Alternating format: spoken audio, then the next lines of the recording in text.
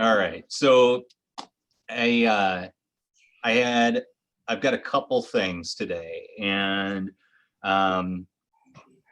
one, I just wanted to talk a little bit or have some conversation, and see if you guys had any questions. See if maybe we could talk about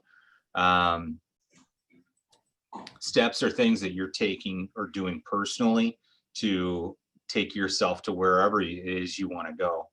I pulled a couple things out of this morning's mastermind session from a guy who is part of Dave Ramsey's organization, and that was interesting enough. And I with off of that, I wanted to talk a little bit about traditional investing strategy and see if you guys had any opinion on that. And then last but not least, just kind of a checkup type of thing for personal financial statements, see if you guys are doing them at all. So let's start by just some conversation. Do you guys have anything that's been like eating at you, investment or wealth wise, or real estate wise? Andy and I are writing an offer today on another rental property. Awesome. So. And was it because you'd been looking, or because you happened to find the right place? So I already have one in St. Cloud, mm-hmm. and I have a search set up in a really specific area that's right there, right in a certain spot. And so I saw a couple that came on that were kind of in the range, mm-hmm. That are currently rented, because I want to buy something that already has renters. So we went and looked a week ago. We looked at 3. Well, we were supposed to look at 3. The third one, I could hear people inside. Yeah. They did not have a key, and they did not let us in. So of the 2 we looked at, there was one that's good. It's listed at 130, 135, 139, something like that. Mm-hmm. 4 bedrooms, 2 baths, and it's rented at, I think, $1,400 a month. Nice. So I think our target is to get it at 120 or so, 120. I just got a copy of the lease from the current owner, who's the agent. So I have to read through that and see what they have, because they're there through May of this year. And I did ask if those people are planning to stay another year, and she said at least 2 have indicated that they'd like to stay for another year. But she said one of them paid their entire year's rent up front. So she gave them a 10% discount for doing that. Okay. I don't know about that, but yeah. Yeah. Is there any chance that you can do anything to like increase the rent, or do you think it's rented at market rent? It's about there. Yeah. It's like, I think it's $350 a person. Is that right? Okay.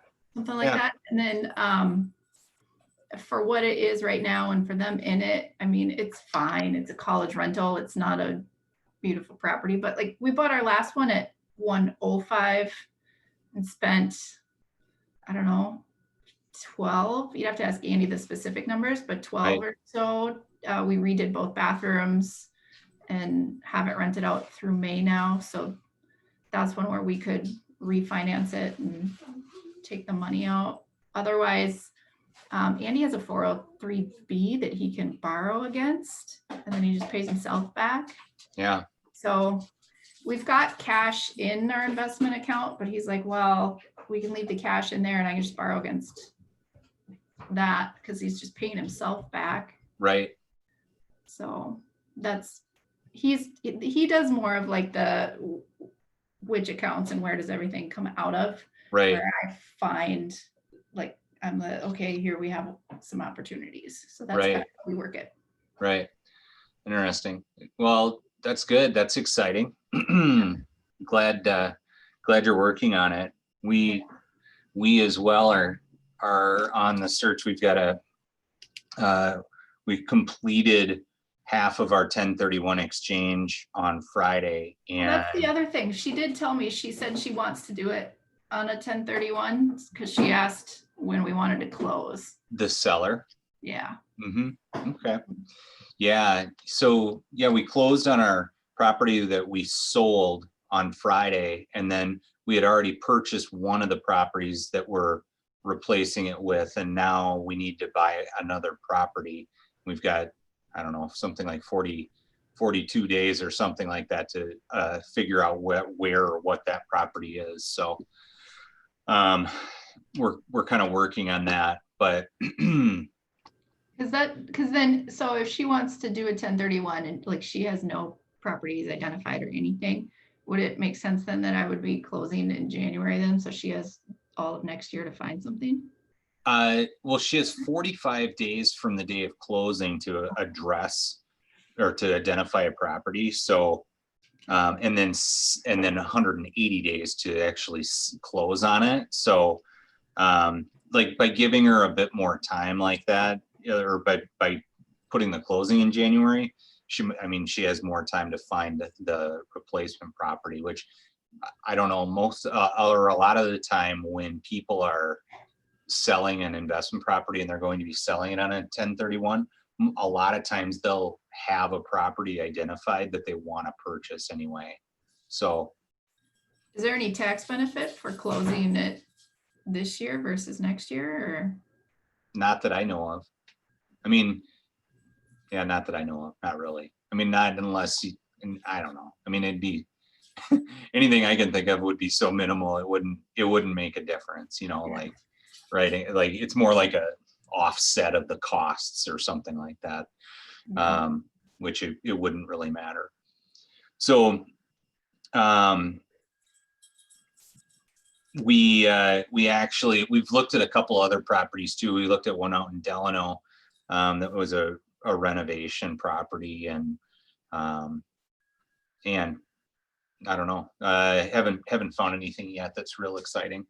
So Tara is actually quitting her job in January and going to be working for us full time, even more full time, maybe is a better way to put it, as project manager for our rehabs. And we're going to flip some more properties this year, which we didn't really do last year. So that'll be exciting. But we also set a goal to add 5 rental properties next year. So it's going to be pretty aggressive, but we can get there.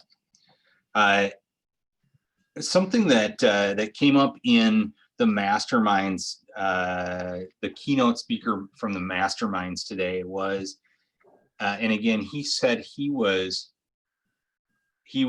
part or a partner or something like that in the Ramsey organization, Dave Ramsey's, whatever that his company is.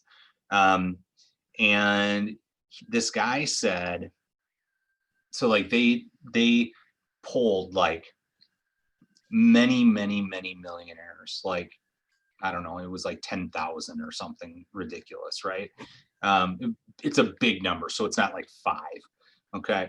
And the data that they pulled from it was stuff that they was what they were using to like to promote their information or to like pass it along. And the stat that I pulled was, he said 97% of millionaires feel like they control their own destiny. And I thought, okay, well, first of all, 97% is like, that seems like a lot, right? Like a really high percentage. And it also felt like, the fact that they control or they feel like they control their own destiny means that that's got to be like a really positive thing or a really empowering thing for them. And yet the same, like the kind of critical part of me said, well, yeah, I mean, if you have $1 million, then that's going to make you feel a little more optimistic about the outcome, right? Or like, it would seem like that. And I kind of was questioning whether it was like a little bit chicken and egg. Like, it was it the feeling like they could control their own destiny that got them to the point where they are a millionaire, or was it that, because they, became millionaires, that now they feel like they are in a comfortable place. So just like, that was kind of a thought. And then it was interesting to hear his approach, because, and keep in mind, he's speaking to a group of, I mean, we're all real estate agents, basically. We're either all real estate agents, or people who are in the business of like some part of an employee business of being a real estate agent, right? Like, I mean, we're all connected to full commission sales, yet his approach to investing was very much dedicated to talking about maximizing your 401k and using 401k, IRA, Roth as an investment vehicle. And he did also talk about investing in real estate, but it didn't feel to me like that was like a significant push for him. It was almost like it was something that he thought could be done in addition to the in addition to the other things that like the more traditional means of investing. So he also trying to think his take on that as well was that personal debt was very, very bad, right? And he had another statistic, and I heard this other statistic before I heard the 97%, and that's what made me write it down. So the other statistic was something like 60% of the millionaires had never had personal debt. And right. And I'm like, oh, okay, well, strike one. But he said never had personal debt, also didn't have student debt, which I thought, okay, that's right, kind of interesting. And yeah, those two things, I was like, well, okay, Oh, I have a question. Yeah. Did they not have student debt because it was just paid as they went, or was it that they just didn't go? It wasn't because they didn't go. Okay. It was because they either got scholarship or paid as they went. And what did he say? He used a phrase that was something like cash flowing college. New to me. And said that they were able to generate an income in college that was enough to support their lifestyle and pay for the school in some way. So I mean, I guess it's possible. I was maybe fortunate. Well, I know I was extremely fortunate as a kid to come from St. Olaf College, and which at that time was expensive, but it's like a fraction of what any college costs now. But I came out of there with I think I had $12,000 of student debt, and by today's standard, that's ridiculously low. And yet, to me, that was a lot. And if I compared it to something like some other type of debt, I would say that for me at that time was probably what it would have been if I had bought a pretty nice car, right? And just putting it in perspective, I suppose now if you went out and bought one, it'd probably be $25,000 or something like that to buy what I would say is a pretty nice car. So I don't know. And I remember. I I can tell you right now, mine is at 30, I have $33,000 in student loan debt. And that's all from that's from my second degree. I have 2 college degrees. Wow. My first one I paid off. I came out with my first one kind of like you, only about 8,000, 10,000, something like that. Paid it off right away. My second one I went back for. I had to pay 100% with loans because I was a single mom at the time. And so I paid, it's like 400 and something a month on student loans that for a degree I don't use. So. Well, you got it. I mean, Right. Yeah. nobody can ever take it away from you, right? Right. Yeah. Yeah. Yeah. That's, I mean, well, and of course, I suppose when you signed up for it and started doing it, you weren't planning to start slinging houses at that point, right? Yeah. No, I did it for 4 years. So Yeah. it's not like I didn't use it at all, but I just also, you know, you kind of get into that. I'm spending all this money on this and I have a fixed income. So Right. what am I going to do to, you know, do what I want to do with my life? So. Right. Well, anyway, I guess that cash flowing college idea was news to me, and in a way, one of my nephews is doing that. He's living at home, going taking classes at Winona State, and has been working like pretty much full time at Holiday through his entire 4 years of college, and basically like paying for his college as he goes, and is going to come out of that with I think zero, but if not zero, very, very little student debt. So good for him. I guess that maybe it is possible. It's not quite the glamorous lifestyle that I lived in college, but anyway, that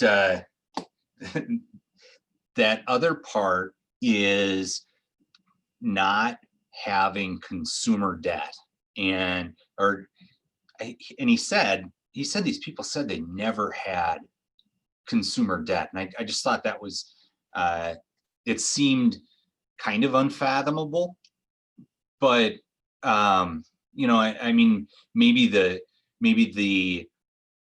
like the standard by which that was measured, maybe it was described in a way that could make it possible, like you didn't carry consumer debt for more than 6 to 12 months or something like that, like where maybe people, you know, pick up debt in some way and then pay it off over a shorter period of time, you know, to the point where it's not like a long term, like carrying a long-term consumer debt, like a credit card that takes 5 years to pay down or something like that. So I don't know. I mean, I guess as a full-time realtor, there's been plenty of times where I've got like a, you know, $10,000 credit card debt or something like that, and then that I wouldn't even say that I'm working on paying it down, because I'm not like systematically making payments on it.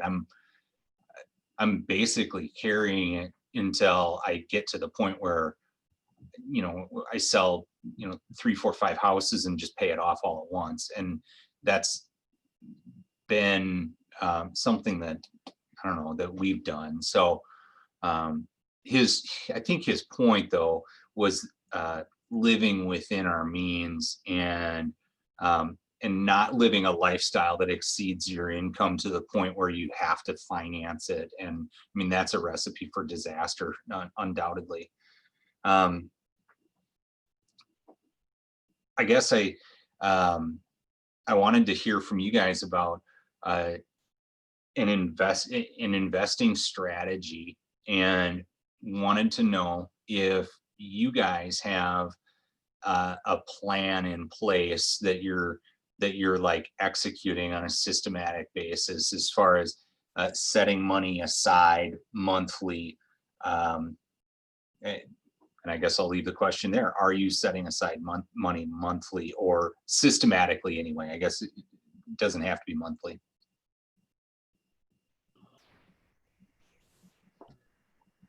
So Andy and I, when we every check we take, so you have like your 30% cost of sale, everything like that. So we take another, I forget if it's 10 or 15 we're due to sit down again and go over our goals for next year. So I'll, Yeah.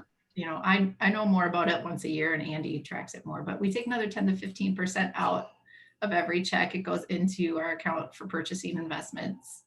And then obviously Andy has his pension through the Right. hospital. He's been a nurse for 20 years, so he's doing that.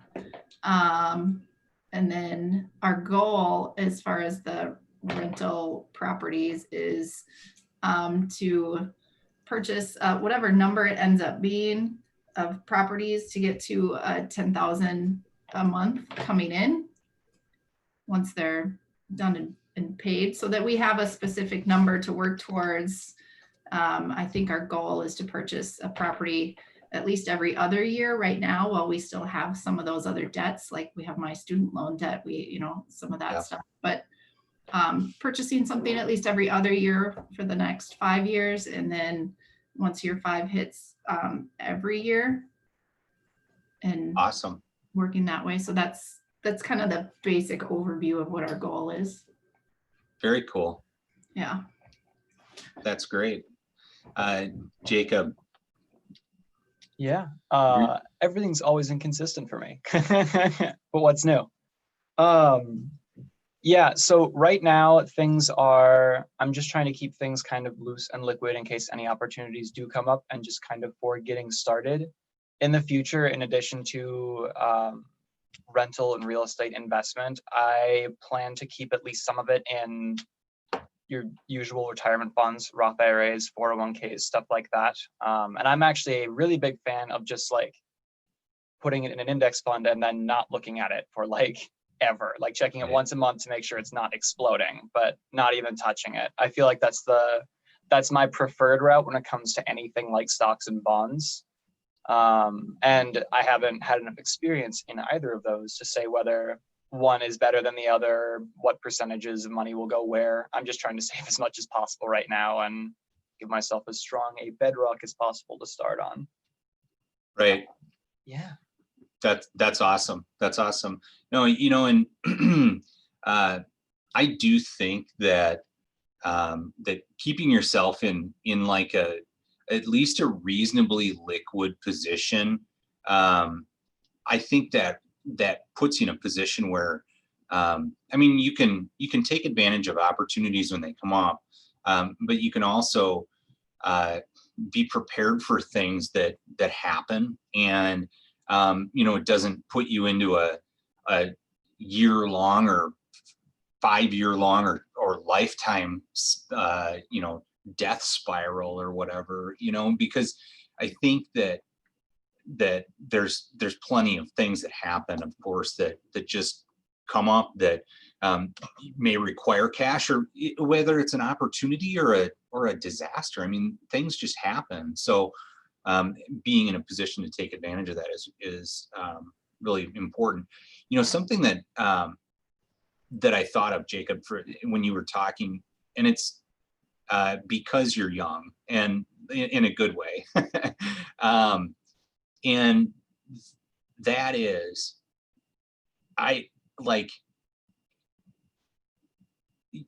you don't have to, you don't have to do everything right. Like, it doesn't, like when I look back at our properties that we purchased, like we had some houses that obviously were like really, really awesome deals, or like super no-brainers and like huge home runs. And yet, if I look back at our portfolio, the property that we've done really, really well on, it happens to be the first property that we bought that wasn't, or our first next property is the best way of putting it. So it's the one that we moved into from the condo, and that's like the first step. And one of the things that makes it really great is time, because that was 10 years ago, and that's a long time. And just the appreciation on it has done really well, but so has the debt pay down. And it just opens up a lot of possibilities. And when we bought that property, I think, I don't remember if it's 4.25 or something like that, but the interest rate is, at least by the overall standard, the interest rate is really pretty low. But the idea that, we've now paid down 10 years of principal on that loan, and it cash flows every month. And actually, the renters have lived there for the last like 8 years. So they're improving the property. They had a tree fall on it, so we got a new roof, and like there's just like a whole mountain of great things that have happened with that property. And like literally one of the biggest parts of it is just time, right? Like I haven't done everything right between there and now, but that one thing really does. Like you guys said, having the strategy is so important. And I think that if you continue to think about the amount of money that you need on a monthly basis, or the income you need to cover your expenses, or to cover your expenses and your lifestyle, if you can really try to drill in on that number, then do the math backward from that number and figure out what exactly, like, how many houses do you need, and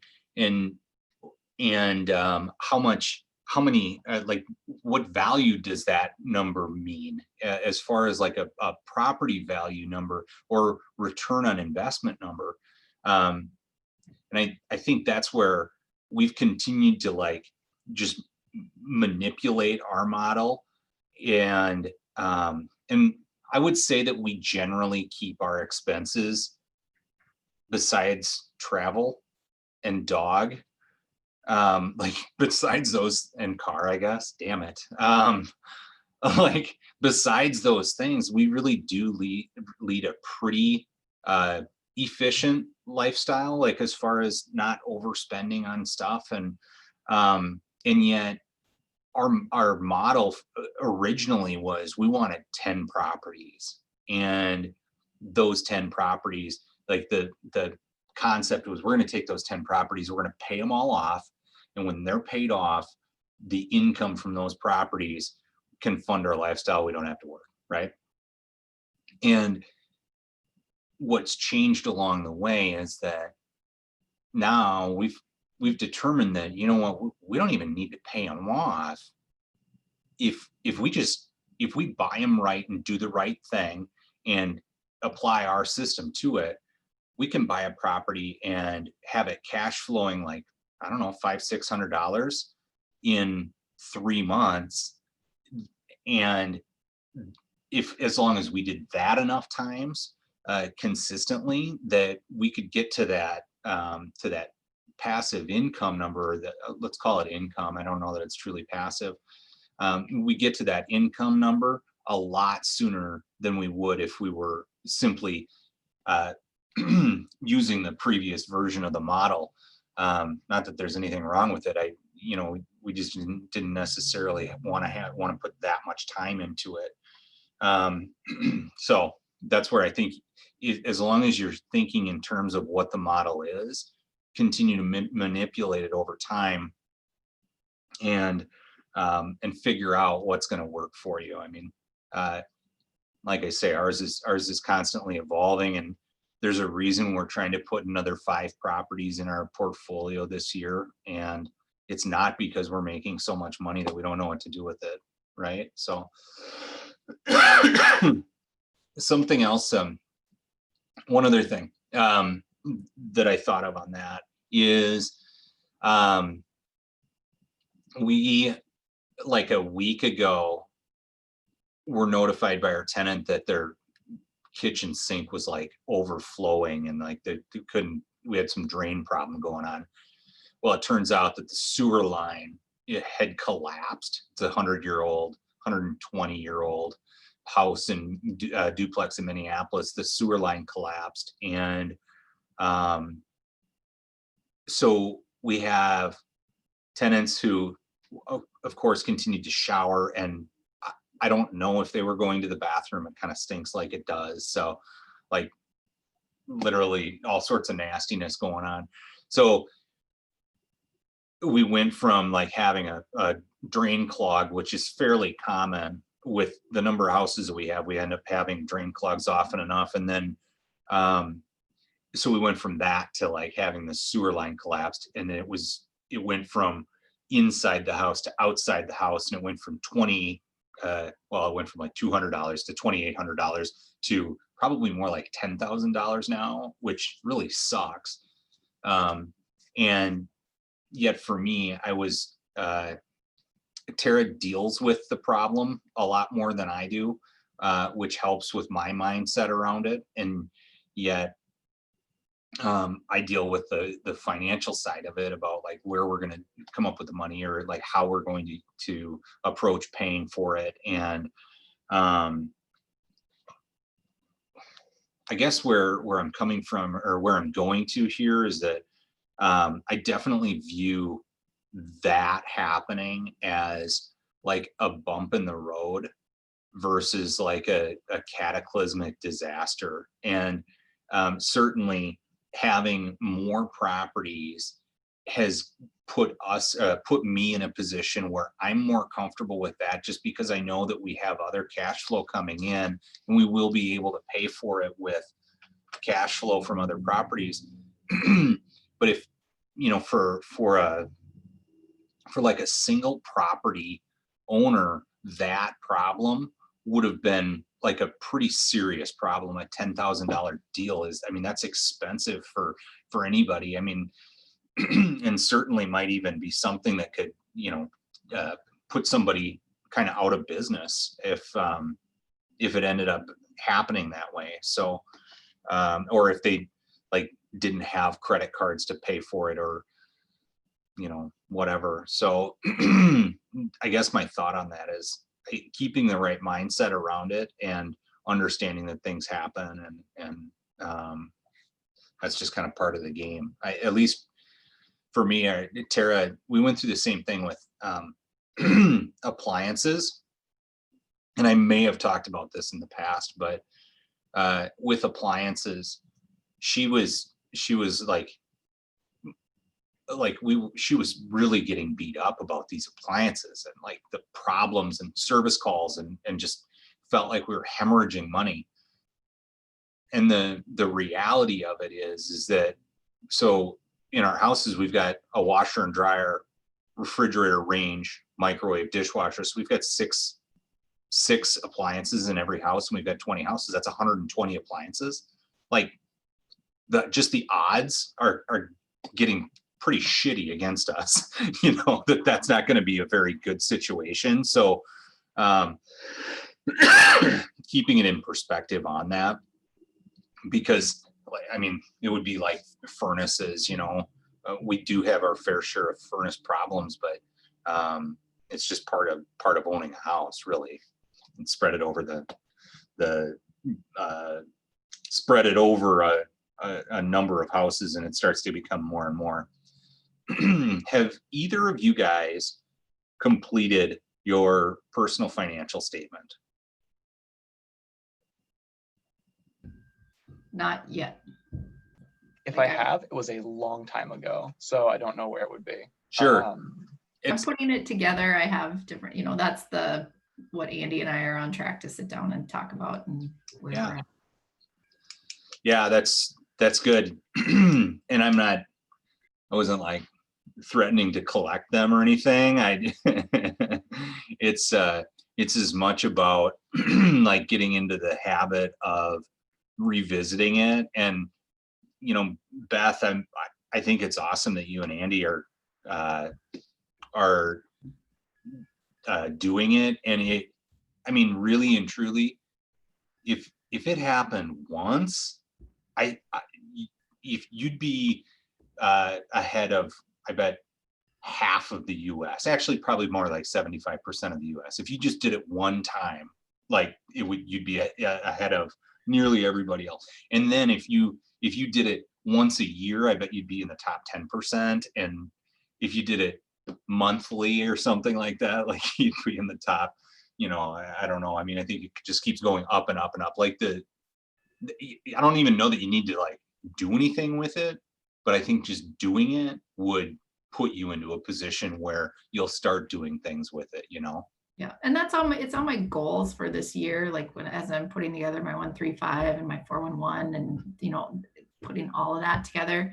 Part of it is he and I talking about it more than just the once a year and the kind of the check-in of, okay, like every quarter or so it's like, oh, well, I know we're here, we're this. So being more purposeful about, let's talk about it at least once a month. Yeah. That's awesome. I do think it's important to continue to just go back to it. And in my experience of doing it, and I've been doing it for about 10 years. I've been doing it for about 10 years, and it's probably more like, I don't know, 8 or so years, maybe 8 or 9 years that I've been doing it and updating it like very consistently. Maybe it's more like 7 years that I've actually been doing it monthly.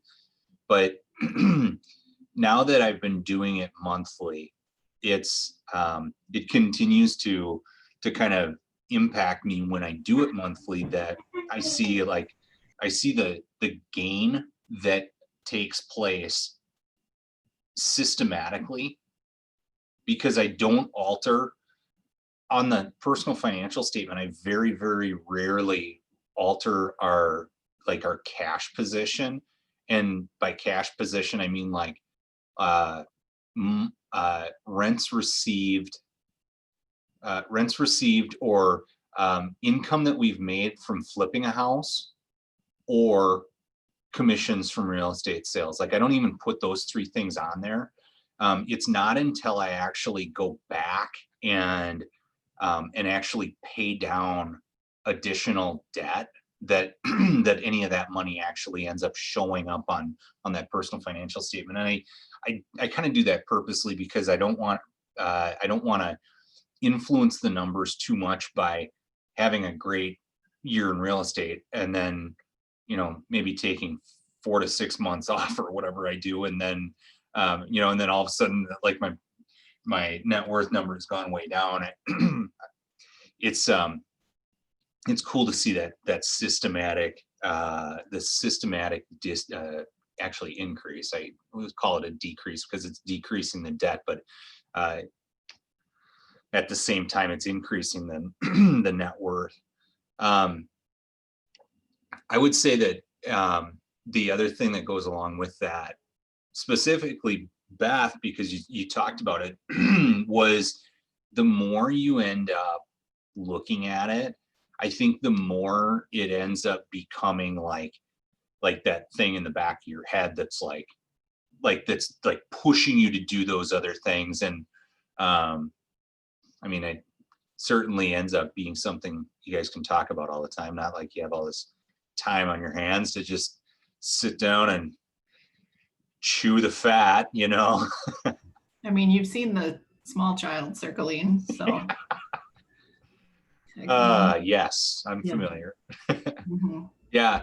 The funny thing is like, I know that for Tara and I drive that conversation most of the time. And then most of the time it's after we've been on vacation for like 2, 3, 4 days or something like that. And I'm like starting to get a little antsy, and like I've probably already read at least one book. And then I'm like, all right, so Funny you should say that, because Andy and I are going to Florida in December, and he's like, so we're going to finalize this, and we're going to talk about this, and we're going to talk about this. And I'm like, can I have at least like a day, 2 days maybe, before we have to dive into that? So see, that's perfect. That's perfect. So we actually do write off at least one vacation a year as a business retreat for Premium Property Group, which I do, at least our accountant tells me it's a pretty good idea. So I'm sure he'll get that figured out. Yeah. Well, it ends up being a great time for us to talk about that and like just try to figure things out, Certainly helps to have a plan in place and be be updating the plan. So a lot of great ideas come from just like talking about what you think is important and like hearing the other person's perspective too, because there are things that come up like for Tara, safety and stability is a super important thing for her. And I've realized that one of the, like, for me, I'm like the exact opposite. Like the thrill of things is like a big part of my motivating factor. And I didn't even realize I was doing it, but I was like, basically, like the thing that excited me the most was the thing that was like hurting her the most, yeah, or like discouraging her the most. So Andy did tell me, like, when we were buying our first one, he goes, I've thought about this forever, and he's like, you really pushed me to actually do it. So that's that awesome. was the cool part. And like that he has conversations with people now, like he was talking with his dad, who is, was an executive and, had all this money that could have done it and never did, just the stay safe, stay this. Right. And when he talks about it, and his dad's just like, well, maybe I might want to get in on that, or, yeah, so, but he said, I really pushed him to make that first one. And now he's like, okay, how fast can we do this? And when can we do this? And when can we do this? And we're switching a little bit where I'm like, whoa, hey, like, let's stick to here. We can expand a little, but let's not overextend. Right. Oh, I think well, I mean, obviously I'm a little bit biased. Or very optimistic about what real estate can do for you. But I like there are definitely ways in like a corporate environment where people can make a lot of money. And actually I just received something from my credit union that was like, it was like a merger of our credit union, or one of the credit unions we use, and then this other one. And actually we use both credit unions, so it doesn't matter like that they're merging. But I got this disclosure from them that said that, like, these are the benefits. And then, oh, by the way, the corporate, like the top 5 basically of the company, stand to share like, I don't know, $1.5 million or $2 million or something like that. And I was like, oh, that's pretty good. And it was detailed in a way that like it was like I think it was like maybe the bottom 4 of those 5 were making like $250,000 per person. And it looked to me like the thing was saying that that it was basically like a bonus or something like that, or something. And I thought, like that's pretty good, like as an executive, just to get like this deal. And like the executive of a small to medium sized credit union is different than like, some executive at Target that, some gigantic multinational company, Well, so. like his dad was an executive for a labor union. So his dad's pension is a 6-figure pension. Yeah. He retired early because I think he was in his 50s, and was the difference between him working and taking his pension was only like $10,000 or something like that. So right. now he just golfs a lot. Well, so, and I guess I would think too that like with a pension like that, or in that type of environment, and hell, for pensions, for what that is, that's an awesome thing. As long as it doesn't go away, that's great. Like it's a very good incentive for like a lifetime worker, right? And yet that person, I'm sure that they never saw 20 or 30% return on their investment while in the pension, or in that world. And that's the type of I mean, those things are possible, or those type of returns are possible in real estate. So I mean, I would think that if they actually saw the results that were possible, that they would say, okay, well, that is pretty sweet. And I don't know, it might be the difference in what they do, or even, you know, compared to some of these old investors that that I've run into that like aren't educated. Not that you have to be, but aren't educated. I wouldn't say are terribly savvy. They're definitely not like well polished or, you know, salespeople even or anything. Like, if anything, it's like the maintenance man bought, I don't know, 10 houses or 15 houses and along the way, and just put them together, and now probably makes $20,000 a month in passive income. And like, that's a pretty damn good gig for somebody that like like could have been, you know, janitorial or labor or something like that, like in what their real world job would have been. So Yeah. I think the other part is like we've started talking about it with our kids. You know, like my son is 16, and the other day he came up to Andy and he's like, well, I was reading about like you can buy a fourplex with an FHA loan for like 3% down, right? And I'm like, good for you, buddy, that you're looking at stuff. yeah.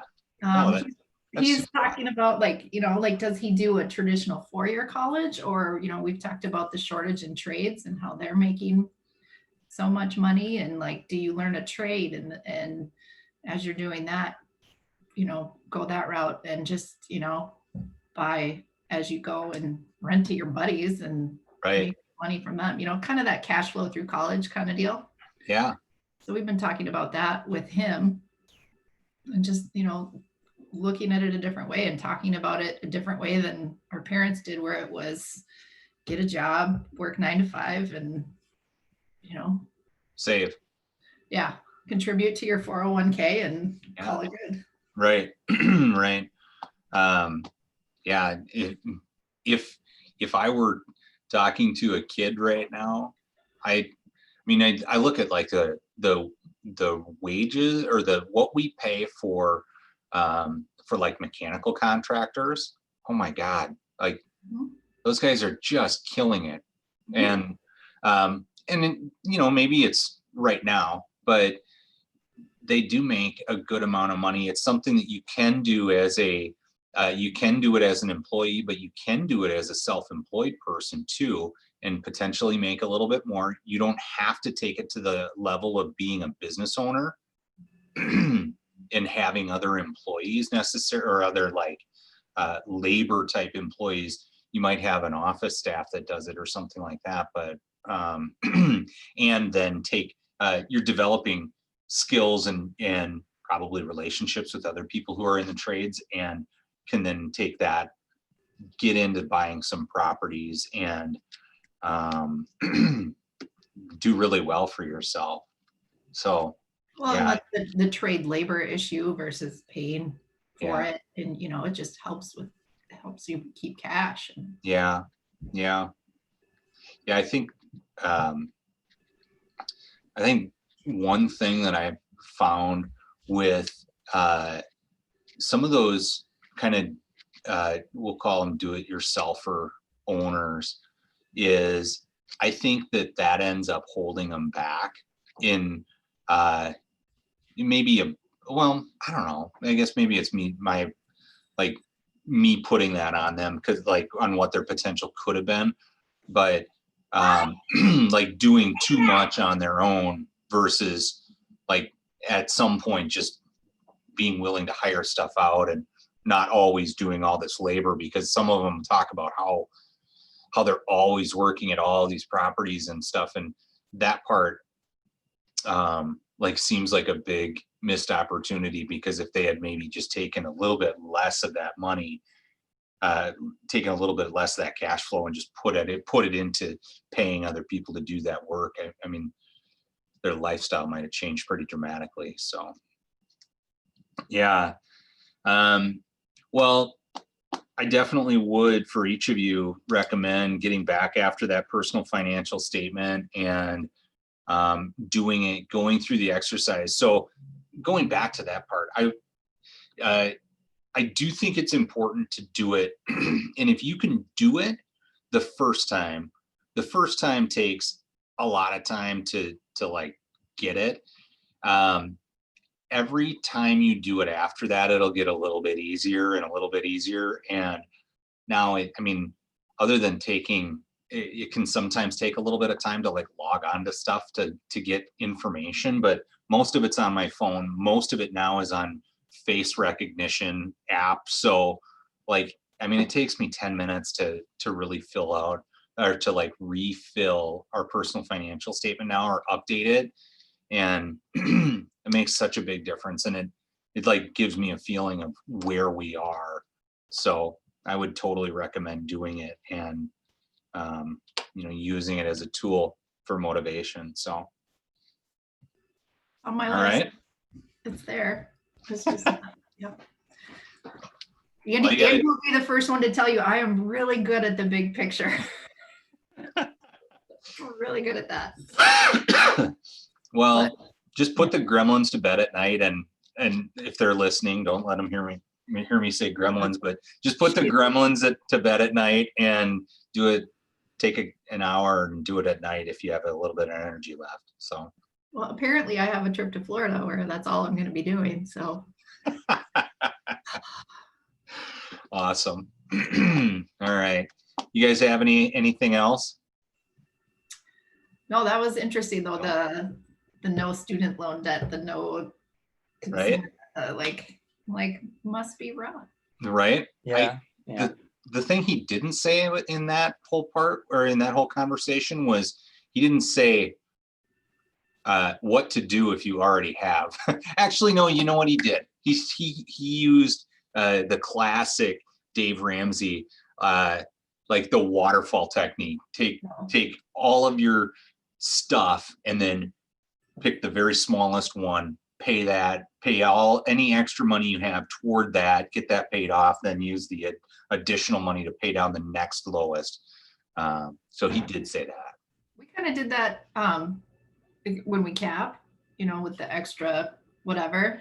Yeah. We take that, and after, you know, we take the taxes and stuff for it, we take a look at what do we have, because you know, yeah, what do we have, what, you know, is there anything that's high interest, is there any of that? Like I go take a look at my student loans, I log in and take a look and like what's unsubsidized, what's the highest interest rate, and we're just throwing that extra because, you know, it's, you just use it like it wasn't even there. And we've knocked down so much debt. We paid for our renovations in cash with extra, you know, because if we don't have us like debt something, it goes into a specific account that we have for it. So right.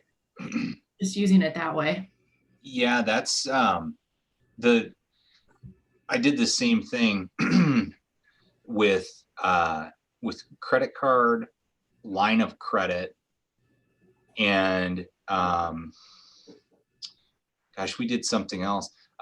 So I did with interest rate, and then also I calculated out the payment factor because not all credit or like credit lines or whatever are like equal. So some of them might have a lower interest rate, but they have a higher payment factor because they require more principal be paid every month, which Yep. I mean might be great. And yet you still want to know, like, okay, well, what portion of that is going to actually paying this thing off, or like what is it that's causing this? And I don't know. I kind of nerded out when I was trying to figure out what made the most sense to pay down. And well, like in the last 2 years, Andy and I got married and paid for that in cash, basically. Yeah. And then knocked down all of our, you know, I think maybe there's a business card that we have that sure, balance on just to have a balance. But just anytime, like as soon as we capped, it was okay. Here's our money, you know, and yeah, okay, we capped again. Now what do we do with this? And so I don't ever plan for more than like my budgeting is all around with taking that 30% out.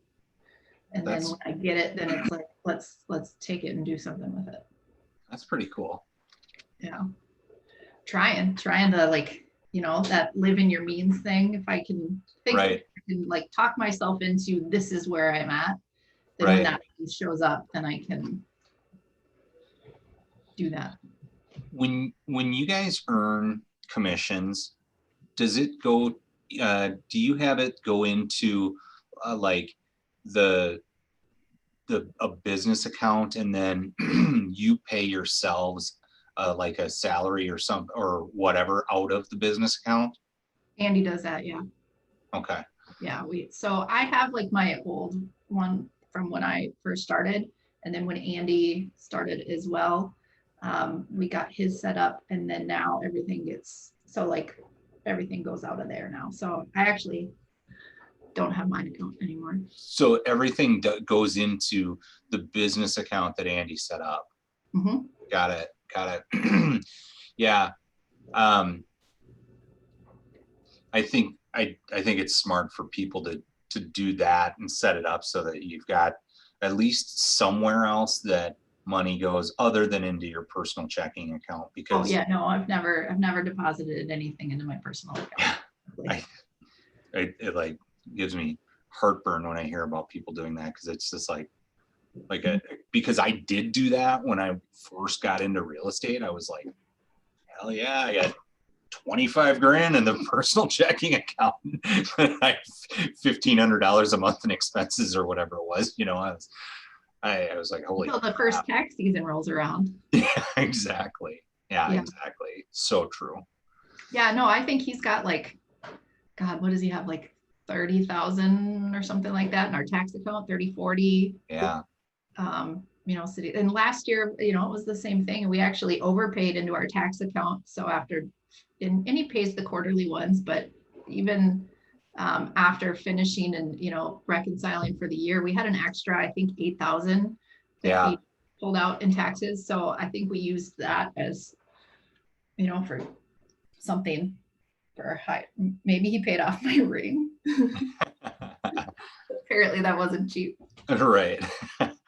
Well, I can say that I don't think there's been a time where I've actually regretted having more money set aside than less, like, yeah. I mean, you could always go and pull from that account if you absolutely needed the money for it. But yeah. I only had to learn that lesson one time in real estate. So yeah, I guess there was some time, but like I had like a $20,000 or $25,000 obligation that I had to like pay for from the year before, and it happened like far less. Like I was very unintentional about it happening. It just kind of happened, and I remember it being in like 2009 or something like that. Like when the market, maybe it was in 2010. The market was like hard, and it wasn't like I was intentionally getting wild with it. It was just kind of the way things ended up happening, and unfortunately, I ended up with a big obligation to try to like. So I like went into the next year like seriously in the hole, which sucked, but it's all right. Learn from the mistakes. To put it in perspective, like the reason that taxes are a big important deal to me is my parents got divorced when I was really little. I was living with my mom, and I see my dad, but my dad is like someone who never graduated from high school. He lives in a trailer park. He learned to read when he was maybe in his mid to late 20s. Oh my. Doesn't really write. Like if he has to write a letter or something, I have to write it for him. Wow. And just, like struggles with all of it, and didn't pay taxes for a few years, and now has a tax debt that is so large. He told me there was one year he paid $500 a month to his back taxes, and at the end of the year, he still owed $1,000 more than he had started with. Oh my God. And so just, like buried in debt, can't really read the stuff that gets sent to him. Like now that he's older, he's dealing with how do you apply for Medicare when you can't read? Oh. So like, it's really important to me, like get in front of it, stay in front of it, because I've seen what can happen if you don't stay educated and keep yourself on top of stuff. That's pretty extreme, but that's a perfect example. Like, gosh, it's not because he's a bad person either, but just like didn't make the right choices along the way. Probably kind of snowballed too. Oh yeah. Well, yeah, there are a lot of things that my dad did. Like his advice to me was, you should learn how to speak Mexican and go work at one of those hotels down in Mexico, and you'll make a ton of money. Like that was his career advice for me when I was in college. I was like, I think I'm gonna go a different direction, Dad. But yeah. It wouldn't have hurt you to become bilingual, but No. I wouldn't choose Mexican though. Yeah. Oh, he's an interesting guy. So we'll say that. Well, so I just closed on a house that the people had somehow they took like a $17,000 line of credit against the house, and I don't know if it was to like pay for repairs or what it was used for, but they had this $17,000 second loan on the house, had never made a payment on it, and it was like 10, 12 years old. And the interest accrued from that loan for the life of the loan was like, well, it was more than the loan itself, because I think the loan, like I said, it was like $18,000, and the interest on it was like 21. Yeah. And they had never made a payment on it. I was like, it made me sick. I was just like, Jesus. Like, even if you just made a small payment up for that over all that time, it would have been paid off. But yeah. Well, no, it's it's neat. It's cool to see that it's growing and that we're moving forward, and that I've pulled Andy into it. And totally. He's excited about it. So progress is progress, right?